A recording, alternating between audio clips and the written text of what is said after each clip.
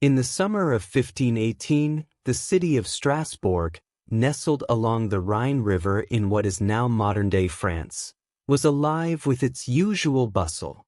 The cobblestone streets echoed with the sounds of merchants, blacksmiths, and townspeople going about their daily routines.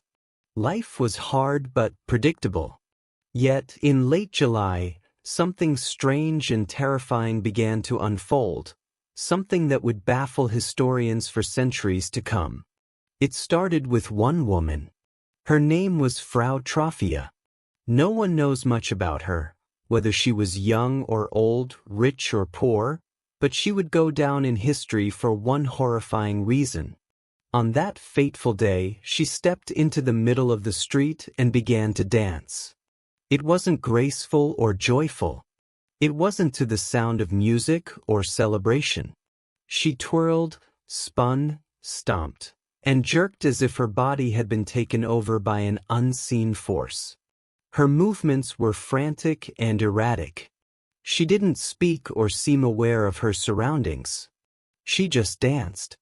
At first, the townspeople watched in confusion. Was she performing some kind of ritual? Had she gone mad?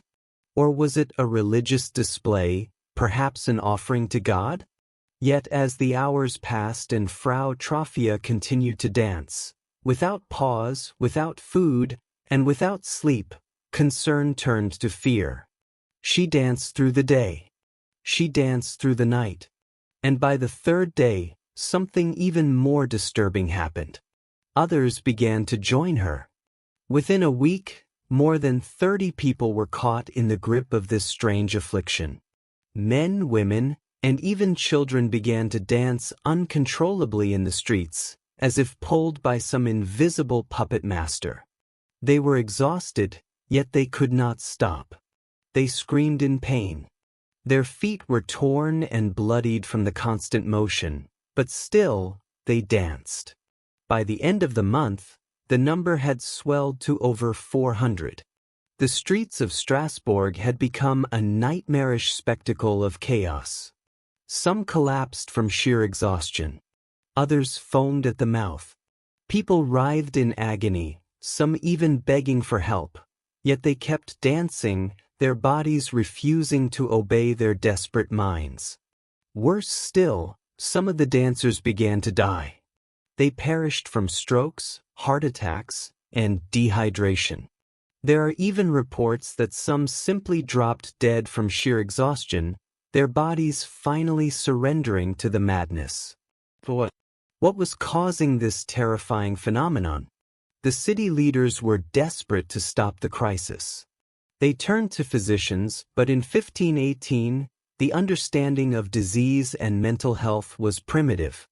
The doctors rejected the idea that it was supernatural and instead diagnosed the dancers with what they called hot blood, a common medieval diagnosis for fevers and hysteria. The solution, they believed, was simple: let the dancers dance it out. And so, in an act of shocking misjudgment, the authorities encouraged more dancing. They cleared out public halls and built a large wooden stage for the afflicted. Musicians were hired to provide rhythm, and professional dancers were brought in to keep the afflicted moving. The belief was that if the dancers could purge themselves of the hot blood through exhaustion, they would eventually be cured. But the opposite happened. The music seemed to feed the madness. The rhythm, the drums, the flutes, they pushed the dancers deeper into their torment. The spectacle attracted curious crowds, and soon, even healthy people began to feel the urge to dance. Whether from fear, stress, or suggestion, more citizens joined the frenzy. The plague was spreading. Death tolls began to climb. The city streets, once a place of life and commerce, became a macabre stage of agony. Centuries later, historians and scientists are still trying to unravel the mystery of the dancing plague of 1518. How could hundreds of people be compelled to dance to the brink of death? Several theories have been proposed. One of the most popular theories is ergotism. Ergot is a toxic mold that grows on damp rye and produces compounds similar to LSD. Consuming contaminated bread could lead to hallucinations, muscle spasms, and intense convulsions, symptoms eerily similar to what was witnessed in Strasbourg. Could the people have been unknowingly poisoned by their own food? It's plausible. The summer of 1518 followed a period of poor harvests and famine. Desperate citizens might have eaten old, moldy bread, unknowingly ingesting ergot. But while this theory explains the hallucinations, it struggles to account for the communal aspect. Why would ergot poisoning cause people to dance together in such a coordinated, prolonged way? Another leading explanation is mass psychogenic illness, commonly known as mass hysteria. In times of extreme stress, fear, or trauma, groups of people can experience shared physical symptoms without any apparent physical cause. Strasbourg had endured years of hardship, famine, disease, poverty, and brutal social conditions. Fear of divine punishment was strong, and the people were deeply religious.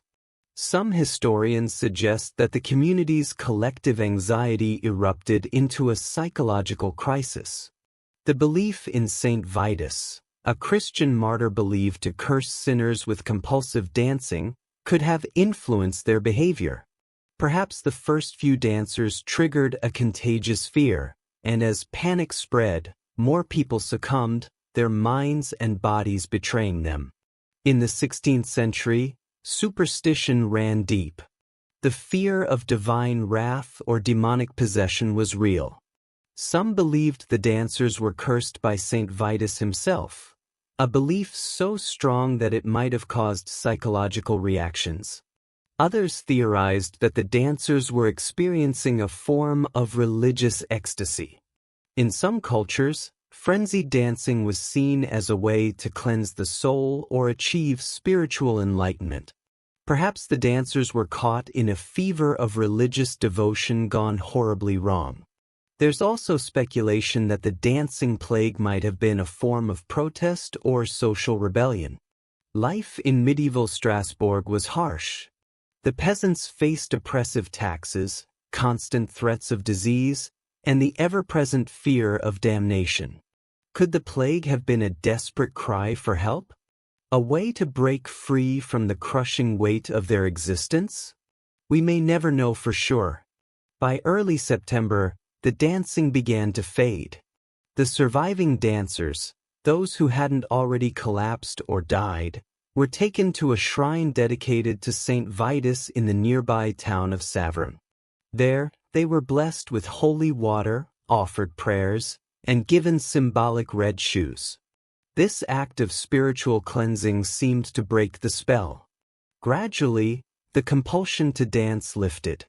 The streets of Strasbourg fell silent again, but the memory of that strange summer lingered, leaving behind confusion and fear. The dancing plague of 1518 remains one of history's most unsettling mysteries. What caused it? Why did it end so suddenly? Perhaps it was mass hysteria, a tragic consequence of the extreme stress and fear that gripped the medieval world. Perhaps it was ergot poisoning, twisting the minds and bodies of innocent people. Or perhaps it was something darker, an ancient curse, a force beyond explanation. What makes the plague so chilling is how little we understand it, even centuries later. It stands as a grim reminder of how vulnerable the human mind and body can be when pushed to their limits.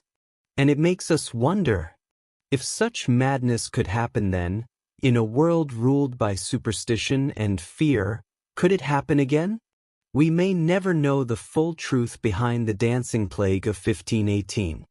But its legacy endures, a haunting chapter in the story of human history. A dance of death that refuses to be forgotten.